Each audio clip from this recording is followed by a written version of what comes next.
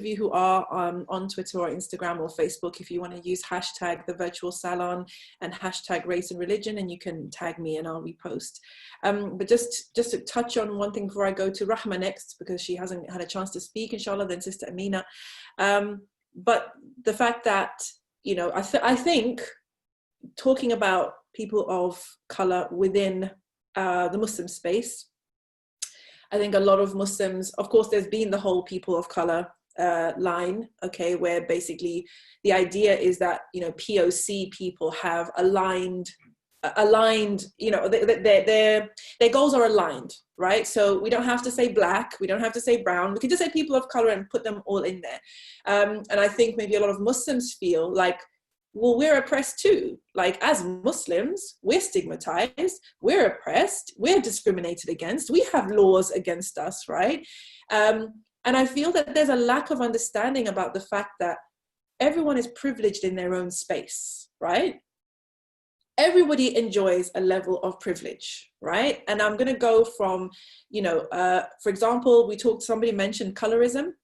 And so in certain spaces, lighter skinned Black people are privileged, right?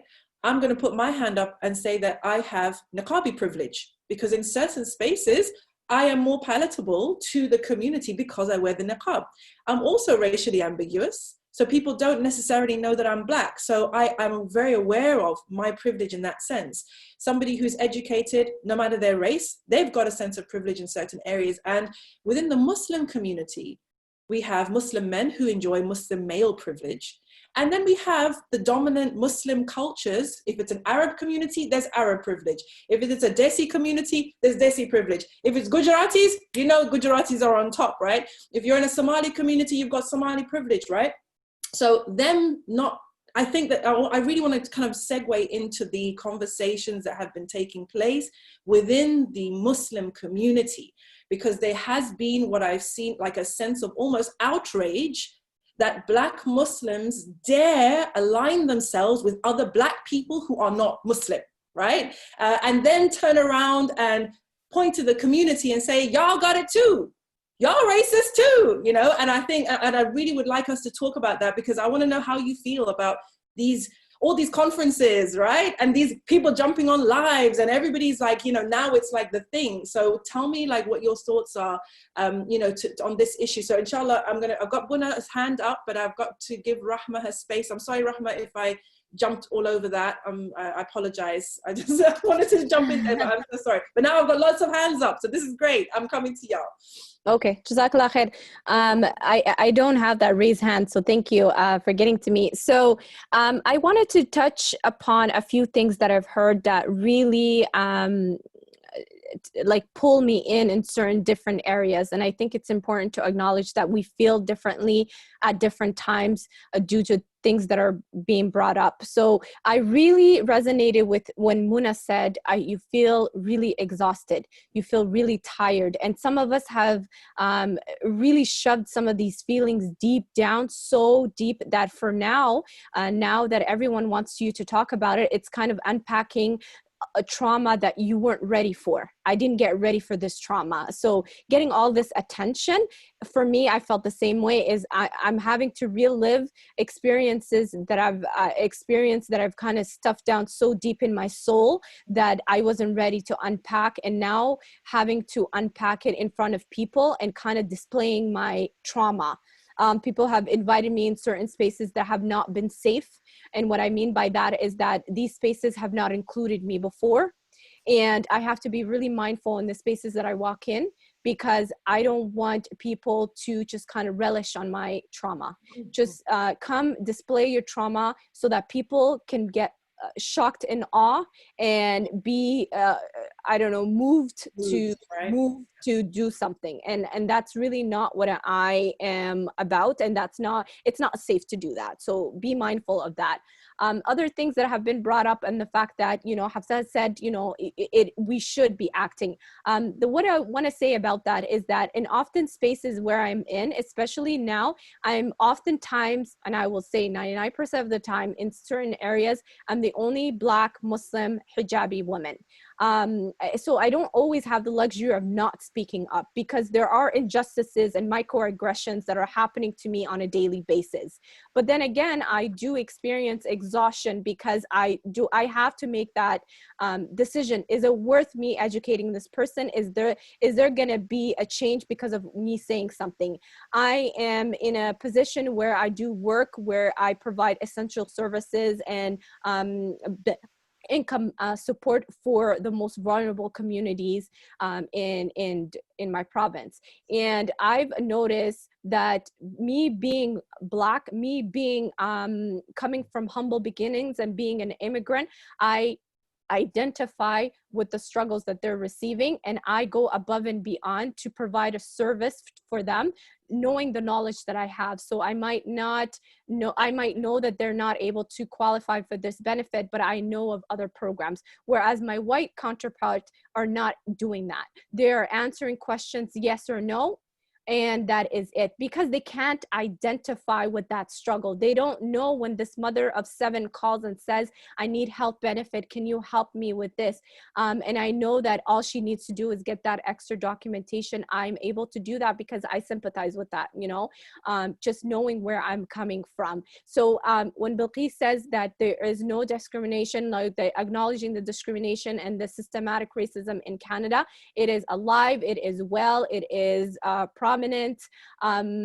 Just a week ago, our Prime Minister was asked about that, and there was this iconic 21 seconds of silence on his part, just because he knows his own history of Black faces where he was called out on that. And he knows that there is a lot of issues in Canada that are happening. I've lived through a lot of traumatic experiences as an immigrant, but I want to really also point out what Bilqis said, is that I am an African woman that came here as a product of immigration. I never want to equate my experiences and my struggles to those that have been brought here unrooted from their countries and that have been struggling for many years before I even got here, where I was flourishing in my country before the war happened. So it's important to acknowledge that, and it's important for me to always know that yes, I've suffered because of this, but we chose to come here. Like, we fled a war, but we really chose to come here, and I really want that to be acknowledged. And we're having conversation in our own community, because as Somalis, some people don't even identify themselves as being Black. They don't even align themselves with the cause, because we've been told when we were younger that that's not our history. Just because we didn't go through slavery, that it's not our history. So unfortunately, due to miseducation, some of the kids don't even identify themselves as being Black, and I really want to change that narrative. Sis, subhanallah, I just want to, before I go to Brother Boonaa, I just want to thank you for that. We've got lots of comments, mashallah, just check the comments if you get a chance, because I think, as I said, privilege, right? So even in this situation where as Black people, there is systematic racism, systemic racism, anti-Blackness, an immigrant is privileged in the sense that we came from a country, we know where we came from. We know our fathers' names, we know our languages, we know our cultures. And that, I think, personally, I just feel that there is just no comparison. And the kind of things that we will struggle with will be so different. So I just want to thank you for acknowledging that. And the coaches as well, they've also said, Jazakallah khair, and for seeing us, because I think that's really, really important. Anyway, Brother Boonaa, grab the mic. Bismillah. Yeah, Jazakumullah khairan. I think the sister brought up a few very good points. And I think specifically from an East African background, my family comes from Ethiopia. I'm Oromo ethnically, which is an ethnic group in Ethiopia. But I mean, when I grew up in Canada, I didn't have any connection with Africa, right? I was born in Canada. I never really associated myself as Ethiopian, as whatever. I was Black. I mean, that was the first thing that I was told. I didn't even get a chance really to decide what my identity was. People just told me I was Black. When I was in school, they used to teach me about Kwanzaa, and I was like, what's Kwanzaa, right? But then that was that was kind of Black culture that was kind of imposed on us. And in many ways, I think being Black in North America, it's people make us a homogenous group. All of our experiences, just for whatever reason, get clumped together. But my experiences, like, you know, in relation to this whole conflict around police brutality and everything that's happening in the US right now, my earliest experiences really being Black is dealing with police and the constant harassment I used to get. My first time getting pulled over by the police, I was probably like maybe 11 or 12 years old. I was riding my bike and I got swarmed by 3 or 4 police officers who asked me for identification. And mind you, I'm like 12 years old. I don't have identification. I had like a library card or anything. I had like a Blockbuster card back in the day, if you remember what a Blockbuster card is.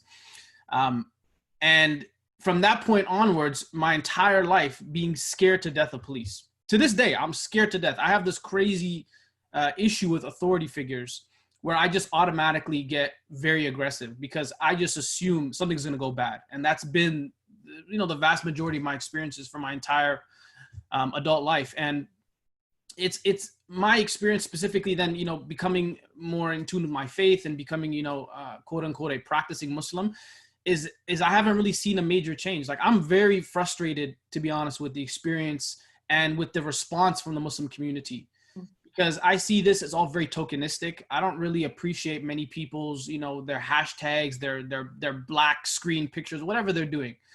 Because where were they, you know, before this incident? Where were they this entire time? We've been telling them, like, you guys are occupying these Islamic spaces in such a way that you're making us feel unwelcome. How many times have our scholars been rejected for their Islamic knowledge that are, you know, where we come from is not even seen as valid? When you have a Black Muslim or a person of knowledge who stands up and is ready to lead the salah, how many times have I seen personally uncles who will kind of shush him away and bring somebody else to the forefront, right? For now, everyone to get all inspired and excited, to me, is like so disingenuous that it feels so cliche and it just feels so cheesy that I don't even buy it. And I know that it's now politically acceptable. This is a very politically acceptable form of resistance. When everybody has already gone to the streets, when everybody's looting, it's okay for you now to post BLM. It's okay. There's no repercussions for you, right? It's, in fact, I would say it's almost mandatory at this point. Like, it is mandatory, otherwise you're getting canceled. Yeah, right.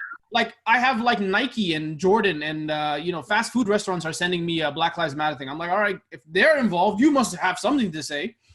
I had wallahi, I'm taking a lot of time, but I just want to say this. I have a masjid that I live close by, and I kid you not, I feel so unwelcome in that space. Every time I go there, I've been going there for years. Nobody says salam alaikum to me. I walk in, and it's just, you know, it's a bunch of people that I won't say their race or whatever, but that's just the reality. Like, I walk in, they sent me an email saying, we stand with Black people. I said, really? MashaAllah, Jazakumullah khairan. I've never seen an iota of positivity towards people outside their ethnic group.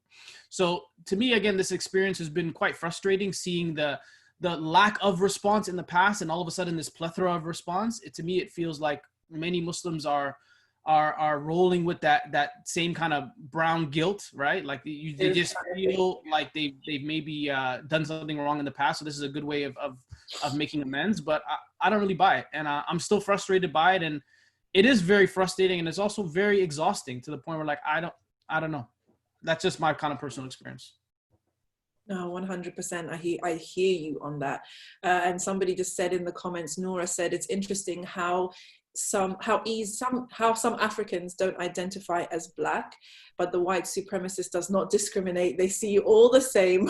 So it's best to unite. And no, I definitely feel you on that, Brother Boonaa, because I think most of us have had, you know, well, I'd like to say well-meaning Muslim organizations reaching out, and mashallah, some people are jumping on the panels and everything, but a sister was chasing down, she had a long list of, you know, like all the leading lights, should I say, of the Black Muslim intelligentsia, scholars, people who could do da'wah, creatives, etc. She had a long list of them. And they were trying to reach some people to come for this conference. They wanted to put on a Black Muslim conference where they were going to talk about slavery. They want to talk about, you know, the Islamic view on racism, and a long list. It was very comprehensive. And she reached out to me because she couldn't find anyone to say yes, right? So these are the, like, you know, the Zaid Shark and Hakeem Quick, like Omar Suleiman, they had everybody on there, right? And I said to her, when is this conference? And she said, it's next week. I said, oh, right. Okay, so everyone on your list is one of two things: overbooked or exhausted, because we're right in the middle of this right now, okay? So my advice to you is, if you're sincere, put it on in the summer. Have a week of activities or whatever in the summer, right? So you cannot look like all of these crazy people, these influencers and these celebrities and whatever, who are basically just saying, yes, yes, yes, Black Lives Matter to us too. Yes, yes, yes, you know, we're on the right side of history. And I said, if you're sincere, don't do it now. Leave people to do their thing, to sort what they need to sort out, and do it in the summer. I don't know whether that was the right advice, but I said to her, if you're doing it next week, I'm not available, because it just feels like, let's rustle something up. This is a long-term issue.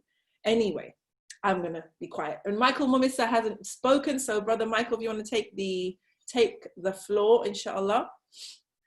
Yes, I've been, I don't know if you can all hear me. We can hear you just fine. I've really been benefiting a lot just by listening.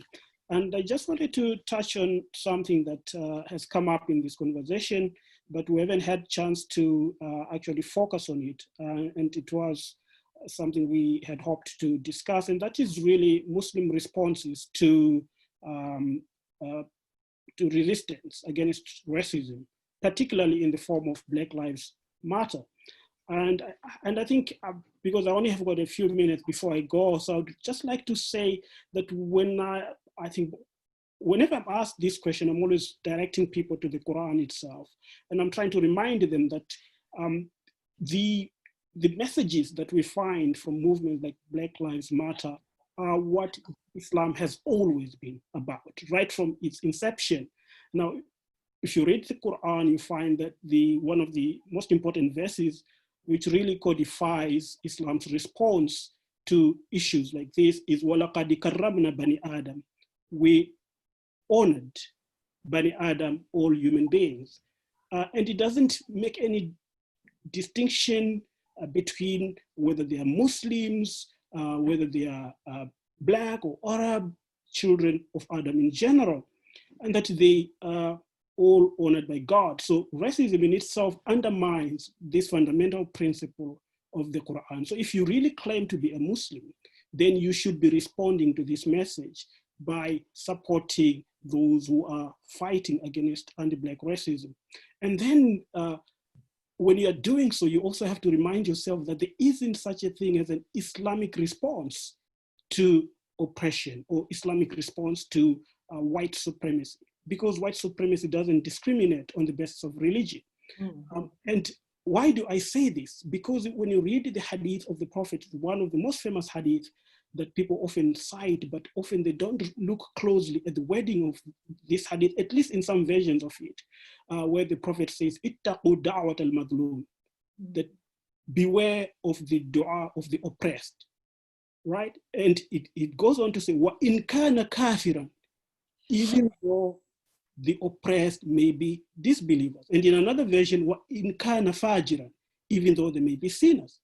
فَإِنَّهُ لَيْسَ بَيْنَهَا وَبَيْنَ اللَّهِ hijabun, because there isn't any barrier between that prayer and God. God answers directly.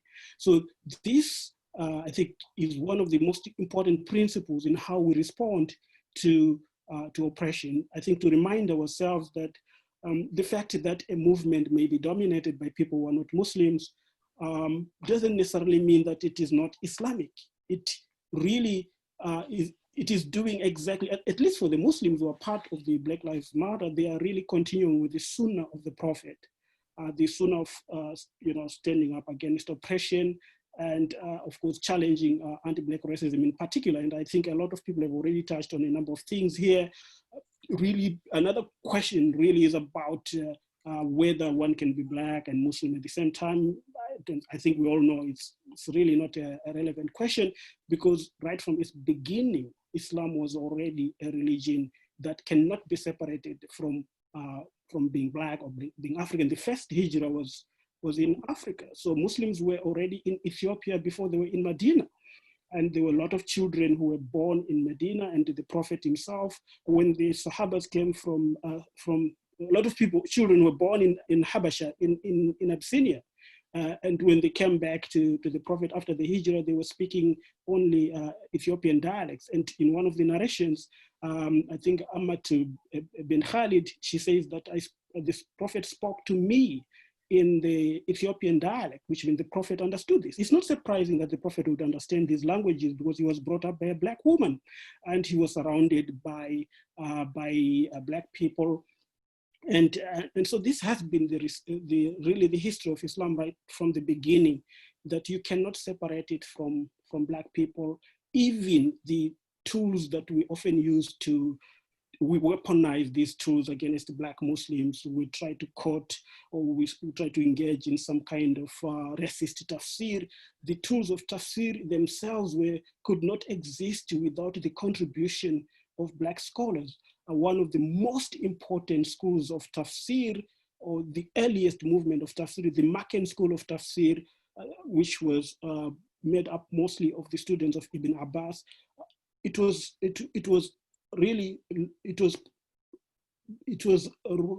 originated with five scholars. Five scholars were regarded as the pioneers of this particular school of tafsir, and four of them were Black Africans, and one of them was a Persian, and all of them were Mawali. It means on the margins of society, and we wouldn't have Bukhari or Abu Hanifa or Ahmad bin Hanbal without these Black scholars, without Ata ibn Abi Rabah, for example. And so this is part of the forgotten memory, or the memory that people choose to forget because they want to advance racist positions and racist narratives. And even when you look at those, I'll conclude with these few points. I don't want to take too much of your time. I think I'm simply talking about this because this hasn't been addressed in terms of how we respond to racist Muslims who try to silence Black resistance against oppression, because they themselves are beneficiaries of the status quo. So I think what Black Muslims are doing in challenging white supremacy is exactly what the Prophet would have done. And it is even when they walk side by side with movements like Black Lives Matter, because the Prophet, the Quran, when you read the Quran, you read Hadith, you see that there is no distinction whatsoever being made between the oppressed Muslim and the oppressed non-Muslim. Their dua is answered, even when they are non-Muslims, even when they are sinners. And then also you see that when you, scholars like Ibn Jawzi, Asuyuti and others addressed these issues. The questions we're talking about now are not new. They have been addressed by early Muslim scholars. The issue of anti-Blackness in Muslim communities has existed right from the time of the Prophet, and the Prophet tried to fight against it, but it survived, of course, like a disease that it is, the disease of Iman. Rather, it is a virus that infects people's Iman. And scholars, one of the earliest scholars being Al-Jahid, who wrote a book against this, and many others wrote after him. Then Ibn Jawzi wrote a book about it, and he went on to talk about it. Students of Hadith, those who study Hadith, knows that there's a principle in the analysis of Hadith. One of the ways of identifying if a Hadith has been fabricated is when that Hadith is attacking Black people. That became a principle in the study of Hadith because there were so many Hadith being produced by racist Muslims trying to discredit the contribution that Muslims had made in the development and the spread of Islam. As early as the 9th century, you already had people producing dodgy traditions and trying to attribute them to the Prophet. The Prophet said this about Black women, the Prophet said this about Black people, and Ibn Jawzi comes and say, oh, these traditions, you don't even have to bother looking at the chain of transmission. You just have to throw them in the dustbin because they cannot be attributed to the Prophet. So that became a principle in the study of Hadith. It's one of the principles that you look at when you're studying, when you're verifying Hadith. So the history of Islam itself, whether it is fiqh, whether it is Hadith, whether it is tafsir, could not exist without Black scholars. Anyone who has done Islamic studies knows that if they really studied properly. And we wouldn't have any of the scholars we admire today, Al-Ghazali, Al-Shafi'i, and all of them. And I'll just conclude by saying Ibn Khaldun, that people like to quote so much.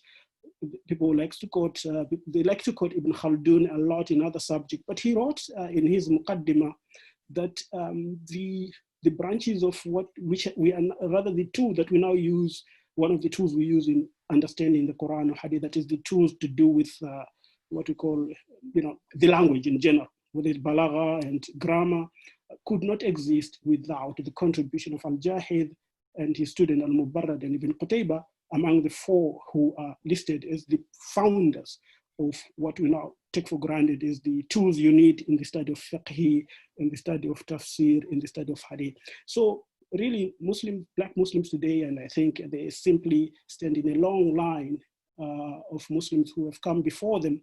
And when they respond to racism, they're again doing what Sumaya did when she stood up to the Quraysh, and also what all the other Sahabas we know of did. And it wasn't just Bilal, there were so many others. And of course, Bilal has become some kind of mascot for racist Muslims. So there were so many other Sahabas who did that. And of course, the Tabi'in, and it carried on up to our time. And that's all I have to say on this matter. Oof, thank you. Jazakallah khairan. Yeah, as some people would say, like, facts, and the chat is really active. Please do take a moment to check the chat. SubhanAllah, so much of our own history that we don't know, that we've had rewritten. Okay, so I'm going to go with Muhammad, and then the coaches, and then Imani, inshallah. Go ahead, Brother Muhammad. Yeah, I'm gonna give you a few examples. I'm talking about how Asian and Arab Muslims in the community who are the pioneers of driving this sort of anti-Black racism that Muslims now are experiencing. And it may sound harsh, but this is not only is it the experience of myself, and even as someone who benefits from the elements of colorism and being a light-skinned Somali living in the UK, even in that light, I'm still too Black for them. I'm still experiencing those direct forms of racism. And if I look at the platform that we created, Black and Muslim in Britain, that we created in 2016 and then finally launched it in 2017, I get regular emails, direct messages on my personal social media accounts or the Black and Muslim in Britain pages, where people are saying Black and Muslim in Britain is dividing the Ummah. If you identify as Black, you're disuniting the Ummah. And I'm saying, when we have these events like Blackout Eid and Blackout Iftars and all these kind of events, those programming only came about due to the experience of Black Muslims experience racism in those communities. When I have the recent study in the UK, and it's been out for about 3 months, and no Muslim organization has picked it up, that a sister from Black Muslim Forum did a report that covered the cases of 100 self-identified Black Muslims. And the results came out as 53% of Black Muslims felt that they did not belong to their local community. 64% felt that they did not belong to the Muslim community. It's 84% felt that they had no engagement or no relationship with the university's Islamic society. And 36% experienced anti-Black discrimination and colorism within their families. 79% face anti-Black discrimination in the wider community. And when we hear these numbers, that's resonated through people's stories, whether it's in America or the UK. And if it's not, and I think Nadira Pierre tweeted about it, and it was funny as well as very, very sadly true, that the only Muslims in the diaspora who are asked, are you Black or Muslim first, is Black Muslims. No one asks Asian Muslims, are you Asian first, or are you Indian first, or are you Muslim first? No one asks Arabs, are you Saudi first, or are you Muslim first? And that's solely because of the color of your skin. And I think from the point of like exhaustion and education, I think this is kind of where I was going with. I'm specifically talking to non-Black Muslims, so other people of color, in terms of, we've been doing work for a long time on racism. We've been doing it for a long time. We've done a lot of education. I'm a young activist. I'm only 29, but I've been active in my community for the last 11 years. And 11 years is nothing compared to my elders in the community who've been active on cases of countering anti-racism, and they're exhausted. And I'm 10 years in and I'm done. I can't keep receiving messages privately where people are saying that we are disuniting the ummah. It's absurd, this kind of like colorblind idea of Islam. Islam was never colorblind. The Prophet ﷺ in his final sermon recognized that there is no difference between the Arab and the non-Arab. There's no difference between the white and the black. You know, Islam has always recognized color as a unifying factor. It's never been a divisive factor. So for when I say I want to organize an online video series where we share the dialogue of the experiences of being black and Muslim in Britain, that's all it is. We are sharing that experience for the wider world. We're sharing that experience with the wider community. So to be told that those kind of projects and platforms are disuniting the ummah and not recognizing that that's only been caused by those oppressors within the Muslim communities, the gatekeepers in the UK, who the Muslim communities predominantly of the South Asian background, and other cases in America, I don't know what the numbers are there. You know, there's only so much we can do. Like we can give you resources, but at the same time, you know what? I think that's going to have to turn into some sort of consultancy of how to overcome the racism that exists in your community. Because it's not a new point. We raise this point constantly, and you know what? We won't stop. So I'm not that negative, and we will continue to give our understanding and knowledge of our own experiences. But you have to put in work in yourself. Yeah. You can't just come around in Black History Month and hit me up with an email saying, "That's it. We want to do a poetry night, and we want to have all the Black Muslims." I'm like, cool. Make sure you do another program for Black Muslims outside of Black History Month. You know, yeah.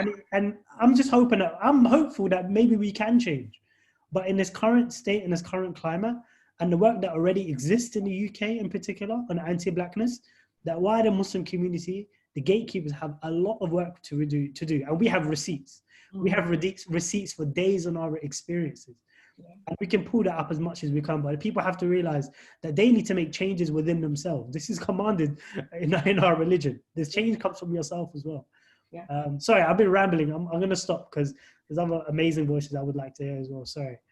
No, Jazakallah khairan. So thank you so much for that. And, to your point, at the end of the day, where there is, where there are privileged, dominant cultures or majorities, there's always going to be underprivileged. Yeah, the ones who are, as I said in one of my lives, if you look at the Black Muslim situation and you parallel it with Muslims who have disabilities, that intersection of being Muslim and having a disability, right, means that as a Muslim, you have certain priorities, but also as somebody who is disabled and a minority in your faith community, you have another set of priorities. And the thing is that we see this as well as sisters.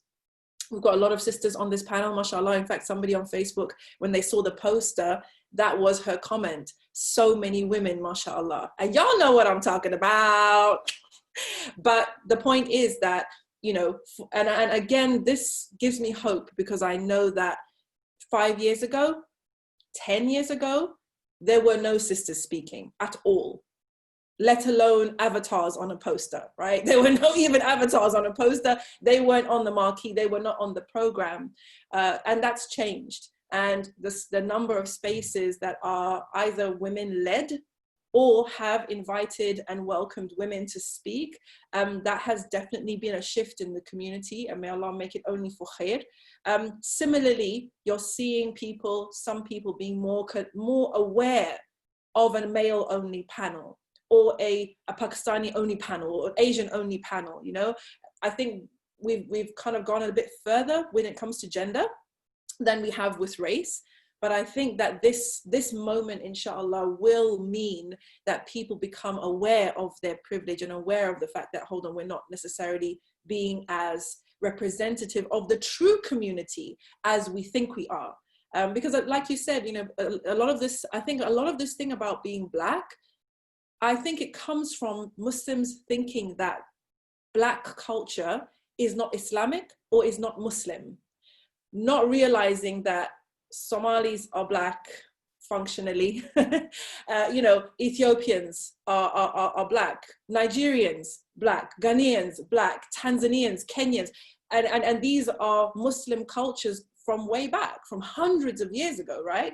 So because you didn't know that actually Islam in Africa is almost as old as the deen itself, if we go back to you know, the first hijrah, right, as the brother Michael said.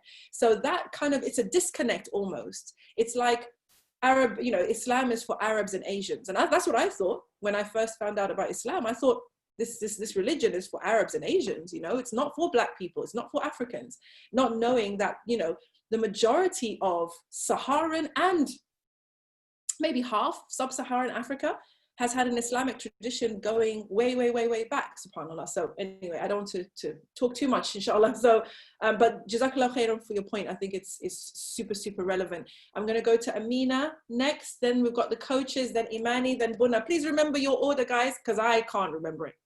Okay, so Amina, go ahead, sis. Where is she? There's a quote that at 43 years old, I'm living by. You know, it's to go where you're celebrated and not tolerated. So for me, doing things like this, like when you say I'm tired, I don't want to be used as a token. You're not going to use me as a pawn, and to be a self-serving, to make you feel better, to make yourself sleep better at night, to make your masjid look like they're doing the work. So for me, I would rather use my energy in spaces like this. I would rather use my energy, my creativity to write books like Bashir and the Amazing Being Pie, to put on plays with organizations who see us and they want to amplify our voices. You know, so for me, and I think that for all of us, I think that we're, at least for me, I can only speak for myself, that I'm over trying to accept me or love me. Like, that's not my history as a Muslim, you know, as being 43-year Muslim, is that to do for myself, to celebrate your community and to love those, and to surround yourself with love, so that way your iman is not weakened, because there's a little chip that takes a part of you when you go someplace. And it's happened to me recently. Like 2 days ago, I was in the supermarket and I said, "Assalamu alaikum," like, even though I had a mask on, but I was waving. And as soon as she saw my face in my hand, she rolled eyes and looked away. And I didn't know her. I just was happy to see another Muslim. So for me, that it agitates that hurt, it agitates that pain. And I would rather to use my energy to be in spaces like this, to be celebrated and not tolerated. And I will not be used as a pawn, or in your to make yourself feel good. So for me, I create things that are going to be accepted by people who are already woke. You know, I do things that are going to be receptive. Like the company that I started, Hot and Muslim, is you know, it's Islamic based, you know, branding, like t-shirts and wall art and mugs.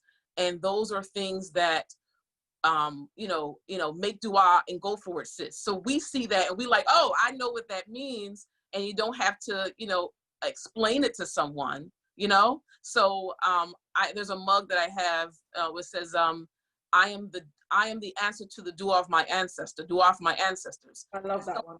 I love that one.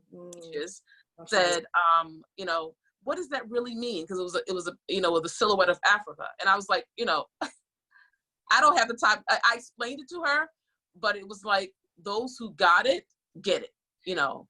And so that's where I am presently, is that I'm going to use, you know, inshallah, I'm going to serve my creator. I'm going to learn my religion. I'm going to surround myself with love. And I won't allow my iman to be weakened because of ignorance and in their own personal issues. Like, that's your issue. Don't put that on me. Like, your faith is not strong. That's your problem, you know? So, you know, so for me, listen, when Naima said we're going to have a talk, boom, I'm there. But if your masjid has been historically gaslighted your community, it's a historical, you know, no, I won't speak. No, don't ask me.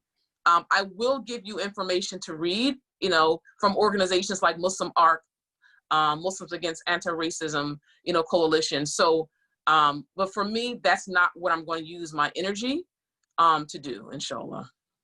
And I'll end with that. May Allah preserve your energy and always just increase your energy and barakah. Ameen. Girl, you know, we go way back. MashaAllah. Who's next? Who did I say next? Was it Imani or was it the coaches? Coaches. Was it the coaches? Okay. Thank you for that. Jazakallah khair. And here you go. Oh, yeah.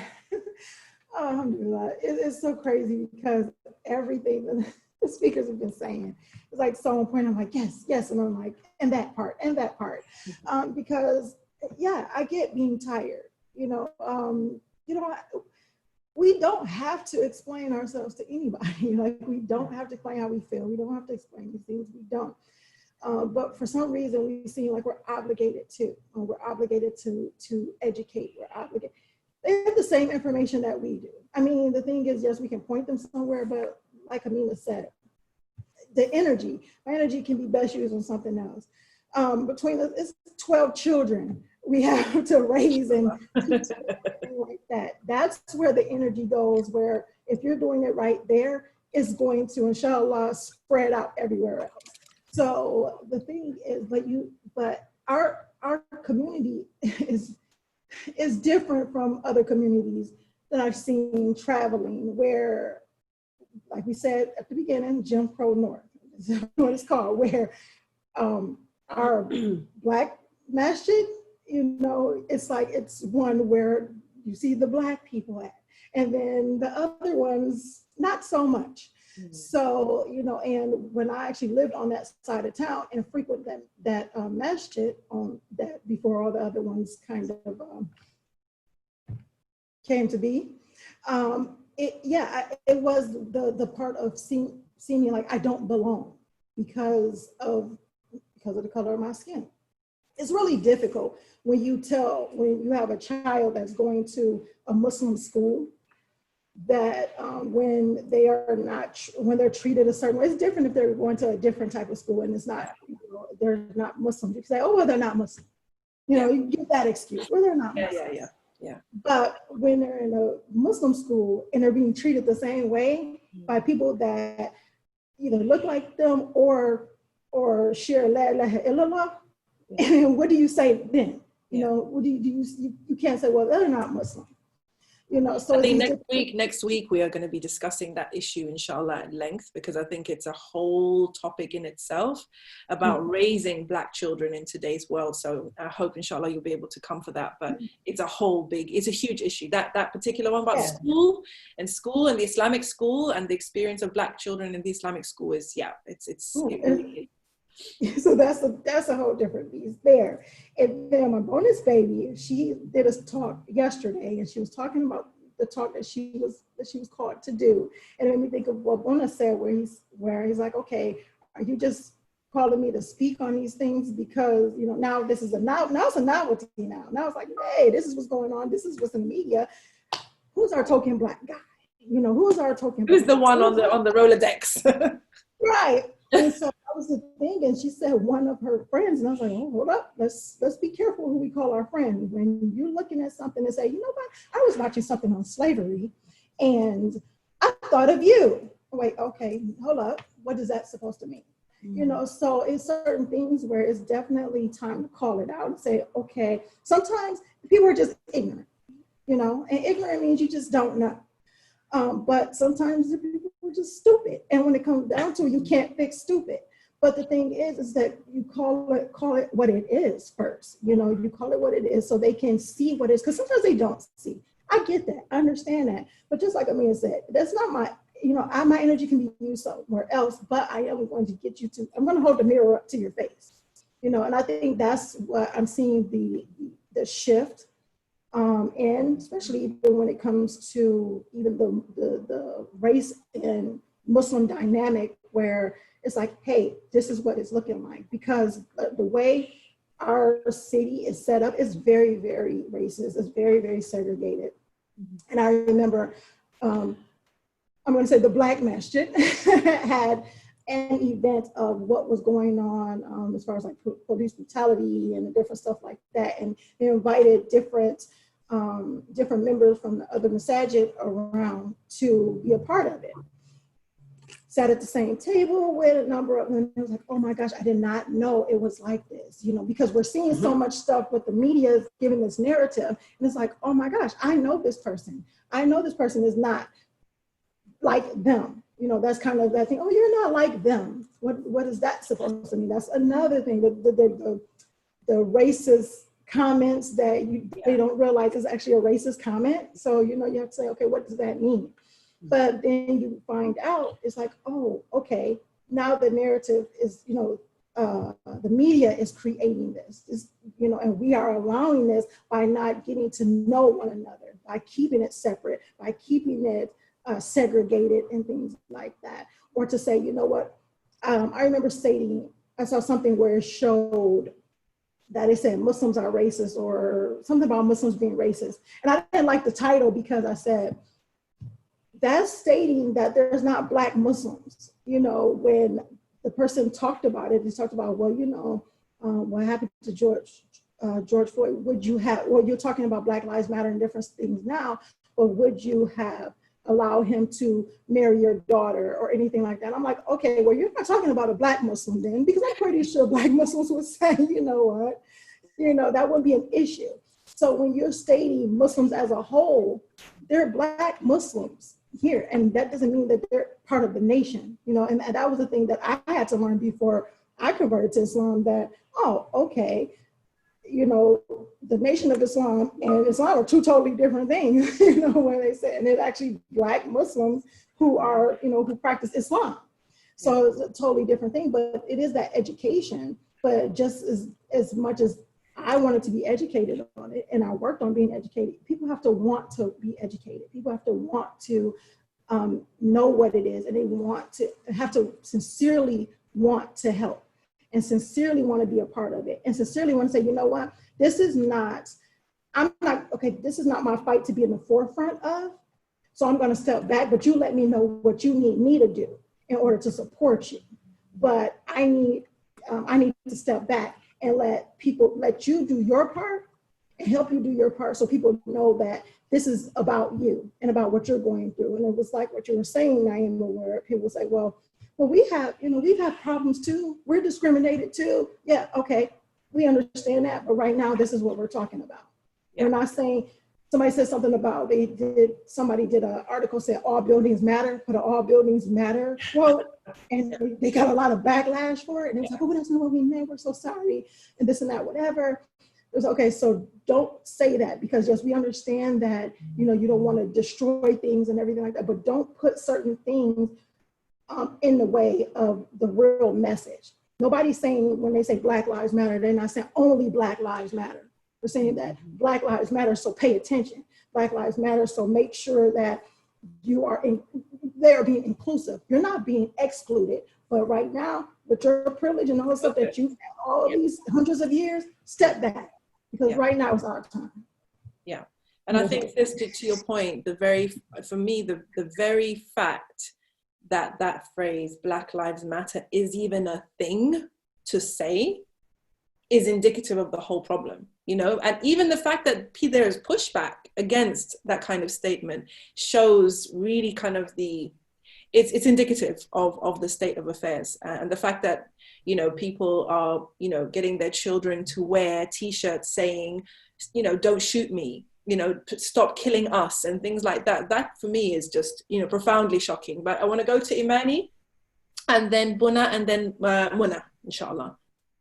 And I just want to, for a second, I just want to thank everybody who, wow, has been here this whole time, our wonderful panelists, our amazing, you know, guys who are just here listening, you know, just soaking up the energy of everybody. I just ask Allah to bless every one of you and to allow us, you know, to feel that sakina, inshallah, and to be part of the change that we want to see. So all of you who are here, please, I just want to know, I want you to know, I appreciate you being here and being such an amazing, you know, space, and to all the panelists as well who've been here, I think almost 2 hours now, mashallah. Jazakallah khairan. Go ahead, take it away, Imani. I just wanted to speak to assimilation. And I think when a lot of non-Black Muslims come to the United States, they weigh their options. Where am I going to be? Who do I see as being most accepted? Who do I see as being most celebrated? Who do I see that's in the least trouble? And that's white people, and they want to find that adjacency to whiteness as opposed to allying themselves with Blackness, because Blackness is always oppressed, Blackness is always terrorized, Blackness is always the bottom rung of every society. No matter what culture you go to around the world, every culture has some derogatory term for Black or Blackness. And so therefore non-Black Muslims will come to the United States of America, and they can ask someone like me who's 4 generations deep of Islam, you know what your name means? Or are you Muslim, even though you're fully covered?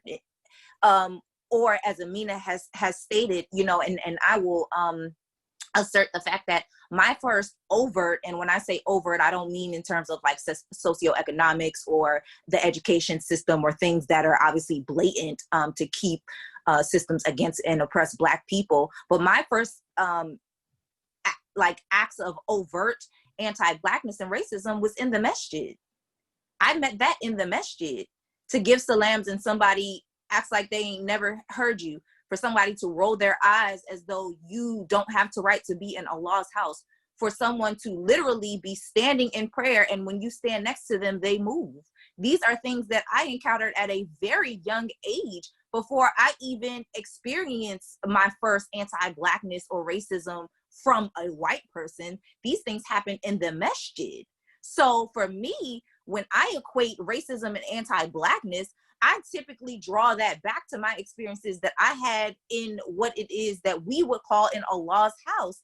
And unfortunately, like I said, a lot of people want to align themselves with whiteness. I don't follow a lot of non-Black Muslim women for that particular purpose. I feel like a lot of people have come to the point in their Islam, especially with social media, where they costume their hijab, they make these hijab lines, they make all of this money, then all of a sudden you see them in two years, oh, I'm no longer wearing hijab. I remember, and let me firstly state, hijab is a personal thing, and I do not judge any sister who feels like they need to remove their kimar and get themselves together spiritually. So let me put that disclaimer out there. I have been there. But when you costume your hijab and you make money off of people and you use it, I'm a hijabi this, I'm a hijabi that, and then you openly state, which I have seen multiple times, that I have done this because it is easier for me to blend in and I don't want to have to deal with the things that come with that. I cannot costume my hijab as a Black Muslim woman. My hijab is literally a generational revolutionary act of my identity. My grandparents, Yahya and Sakina, had to go to court in the United States of America to fight to keep their names because they did not understand how 2 Black American people had names like Yahya Bashir and Sakina Bashir. They had to fight to keep their identity. So when I put a hijab, a kimar on, or put this cloth on my neck, it is a revolutionary act of my identity. So when I see non-Black Muslim sisters feeling like, oh, well, I can just blend in, I don't see sisterhood in that. I don't see Islam in that. I don't see Ummah in that. You're telling me that you're no longer aligning yourself with me as the oppressed. You're telling me that you no longer align with me as your sister. You're no longer telling me that you're willing to do this thing that can stand up to represent us all. I make it a point that when I go to anywhere in the world, I remember I was going to Paris directly after the quote unquote terrorist attacks, and people were telling me, sister, don't wear your hijab down, wear it like a turban, whatever the case may be. And I remember going there, and as soon as I got off the train, I took the train from the UK, and I saw Muslim sisters from China with their hijabs down. And I said, how dare anybody run away from this deen when there are so many people around the world who need them to stand in their deen, to stand in this faith, to stand in these principles that Allah has given us. People also forget when they come to the United States, 70%, and anybody can research it, you can Google it, 70% of the Black African people that were forcefully brought over here from the transatlantic slave trade identified as Muslims. If you go in the African American History Museum in Washington, D.C., they have vicar beads from the transatlantic slave trade, from African enslaved people. They have Qur'ans that date all the way back to the transatlantic slave trade. I wrote an article about Black African people who, in order to keep their identity, fasted during slavery. They would give their food to others that were also enslaved who were not Muslim or who were not fasting, but they would take the food so that the slave masters would not know that they were fasting, because they didn't obviously want them to know that they were keeping their Islamic identity, but they would give it to somebody else. These are the things that generationally that I have had to continue to fight for. My father, my mother, my grandparents. And so when I see people posture themselves as though they are somehow better, or they think that if they speak Arabic, I'm not going to understand, and then I respond to them and then they're surprised. Like, wait, you knew what I was talking about? Because I was talking mess about you and you wasn't supposed to know. So now I have to try to find a way to rectify it. Like, oh, no, sister, I did not mean that. I did not mean that.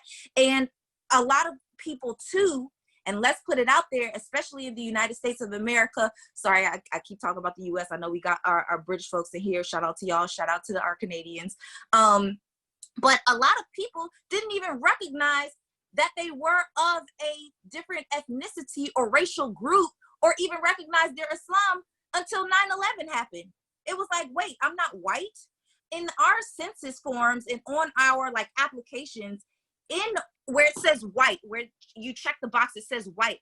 It literally had in parentheses Middle East. I think it had Asian or some type of Asian or whatever. And people legitimately thought they were white. Syrians thought that they were white. Egyptians still think that they're white, but thought that they were white. And so when 9/11 happened and people were getting their hijab snatched, something that Black Muslim women have had to deal with our whole lives, then all of a sudden it became like, what? When people named Mahmoud were saying, no, call me Mike instead, I am still going by Imani. My father is still going by Muhammad. We are still identifying who it is that we are, because no matter what we do to assimilate, we are still Black. And that's the thing that I feel like goes unscathed in this community. It gets brushed under the rug in this community. I know I can only speak to British people because I have family in Southall in London, East African. My sister-in-law is Somali. And so I know this happens in Britain as well. I know that this happens in the UK as well. And I know that a lot of non-Black Muslim people got their money and got their riches off the back of Black African people, and still will turn around and turn their nose up at them. So I just want to state that assimilation is one of the biggest problems that we have in the non-Black Muslim community. Are you saying that it's that proximity to whiteness, that ability almost to pass, I guess? It's like a Muslim version of passing for white, and having access because of your features and because of your skin, that you could be just ethnically ambiguous, the exotic look. I guess you have access to that, right? Absolutely. And if I feel that I have some adjacency to that, and people won't necessarily view me as bad as Black or people of color, because people of color is a trend. Let's be clear. People to say I'm a person of color is now a trend, as opposed to an actual identity that people believe. I don't know when people started calling themselves brown in the United States of America, but I just started hearing that maybe like 2 or 3 years ago. That's very new.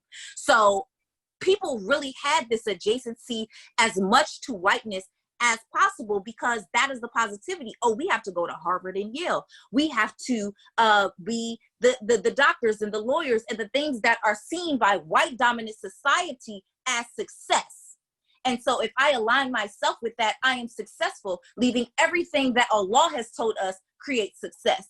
And one of those main things is siding with the oppressed, fighting for the oppressed, standing up for the oppressed. SubhanAllah. Oof, hey, big facts, big facts, big facts. Okay, Boonaa, okay, can I give it to Brother Abdul-Wahid, guys? Please, can you hold Boonaa and Boonaa, since Brother Abdul-Wahid hasn't spoken yet? Bismillah, take the mic. Sure. Well, first of all, I'd like to say thank you, Naima, for inviting me. And there's been, some of you, I know you, some of the work you're doing has been amazing. I've been following you. Some of you, you're new, especially some of the brothers and sisters in the States. Basically, I just really want to echo a couple of things that have been mentioned by Ubaid and Michael and Munna and Imani. But before I do that, I'm not going to hide from the fact that I'm the first person in this whole panel. And what happens is, in the community, a lot of times when people find out that my mum's Jamaican and my dad's English, like, oh, I thought you was Algerian or Moroccan, and they come out with that type of statement. But people that know me, that grew up with me, primary school and stuff like that, they know, for example, I was raised by a strong Jamaican woman and this is my background. To me, that's not relevant. I think what I want to, it's not relevant with regards to today. And why I say that, because when Imani mentioned this, I can't breathe, that really touched me a lot. And the reason why I said, I think it was Imani, no, it was Munna that mentioned it, excuse me, Munna. She mentioned I can't breathe. That's how she opened her what she was speaking about. And that touched me for two reasons. We're at the end, we're in a pandemic. And this pandemic, how it kills you is that you can't breathe. It slows down your breathing. And we know people that have died. I personally was involved in burying a young boy that died in the UK as a result of this pandemic. And our dua goes out to everyone that's lost somebody as a result of COVID. The problem is now there's data that's come out to show it's more prevalent in the ethnic community. So now you started to wonder, hold on a minute, why is that?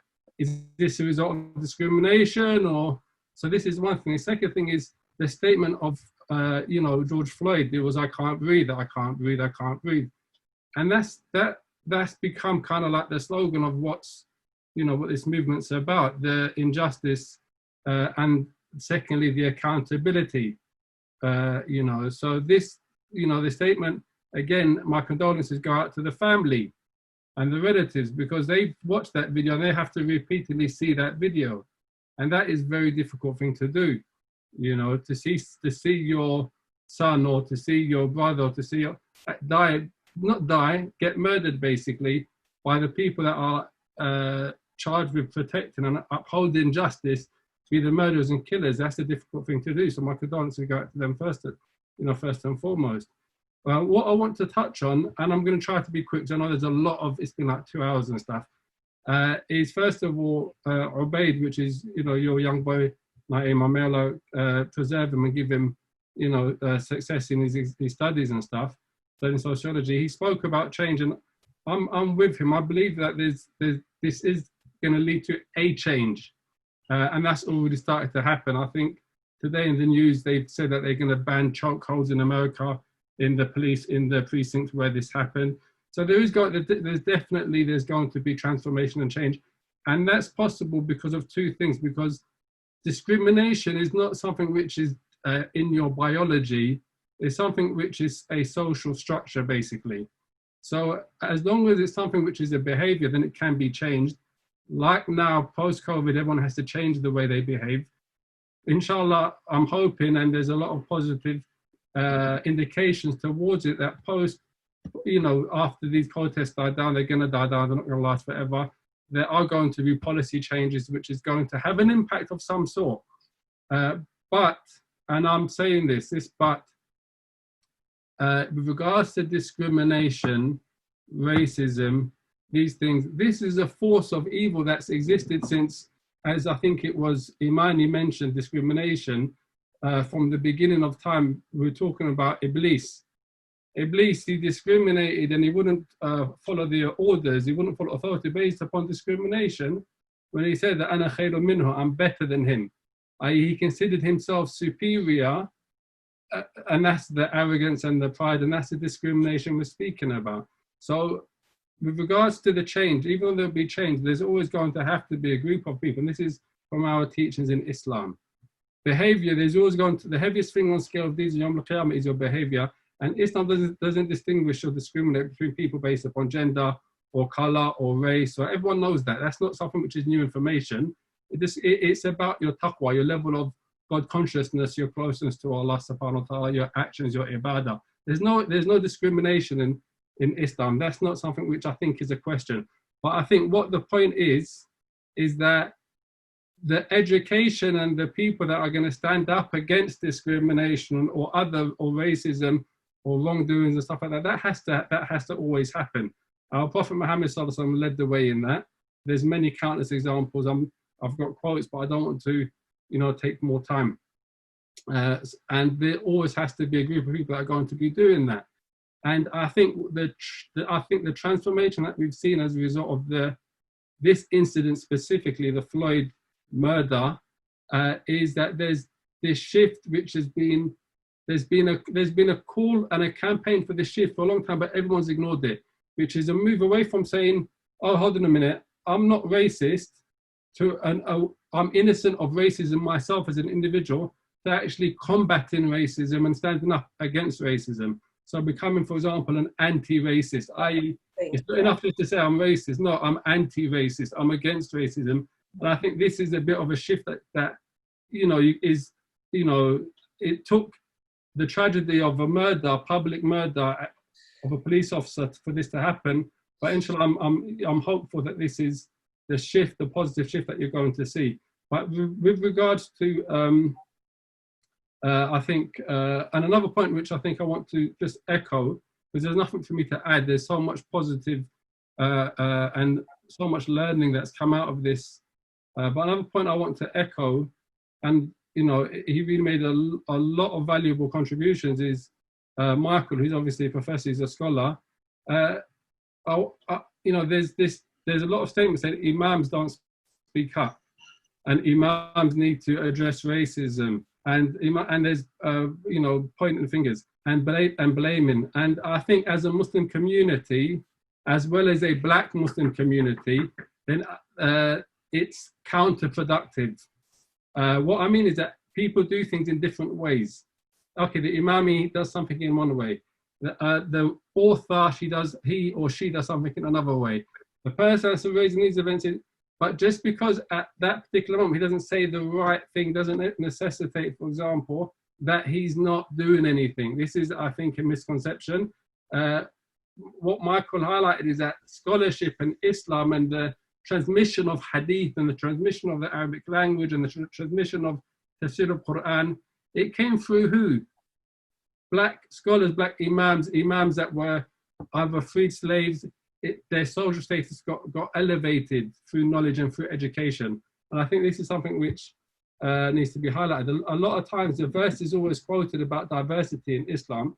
The verse is that, the verse that Allah mentions, I'm just going to mention in English, we created you from male and females and made you nations and tribes so that you may know one another. Verily the best of you is the one that has the most taqwa. This to highlight diversity and the lack of discrimination in Islam, and that the discerning factor is actually taqwa, knowledge, behavior. Yeah. I think what's commonly not known is the reasons why this verse was revealed, asbab al-nuzul. And there's some of the reasons, and if you look at the reasons, you're going to find that it's the Messenger of Allah sallallahu alaihi wasallam in an incident where there was discrimination based upon someone's either level of their poverty or because of their race. And this discrimination was either in a situation of marriage or in a situation of appointing and giving a person of color, a Black person, whether it's Bala or other than him, a position which the nobles at that time thought, hold on a minute, why is it him and not one of us type of thing?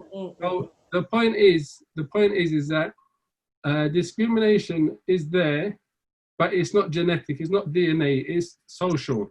And it changes through the transformation that of enjoying good and forbidding evil. As we all know as Muslims, a verse that, let there arise from you a nation or a group of people that they enjoy the good and that they forbid the evil. This is essential for the establishment of justice and to remove injustice. And this is what Islam is about. It's about establishing justice and accountability. And this is, inshallah, I think one of the, like Ubaidi mentioned, there's going to be a change. And I think that change is going to move away from being people. It's not acceptable to just say, oh, I'm not racist because I've got black friends. How can I be racist? No, you have to be anti-racist. You have to be overtly against racism because it exists in your sphere and your friendships and your society, even if you yourself may not claim to be racist.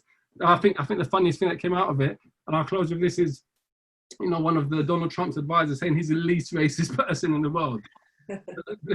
Donald Trump, you see what I mean? So this is the type of situation I think we have to, the transformation that may come. And inshallah, I hope, I've been trying to speak, but maybe I didn't get in at the right time. So that's it really.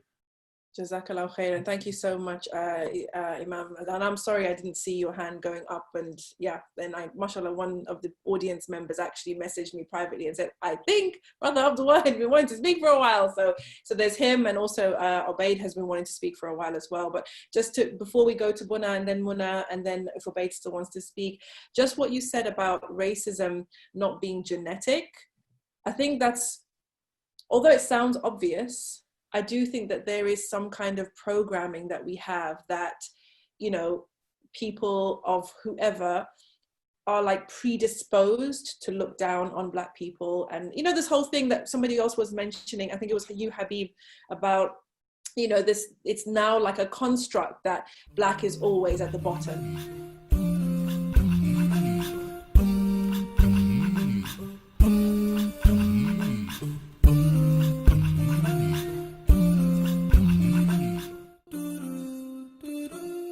If you enjoyed this conversation and you would like to become part of the Virtual Salon family, consider becoming a patron. From just £5 a month, you can get access to our chat community, to be invited to our live sessions, and get exclusive content that we only create for our patrons. Be part of the movement. Sign up on Patreon today.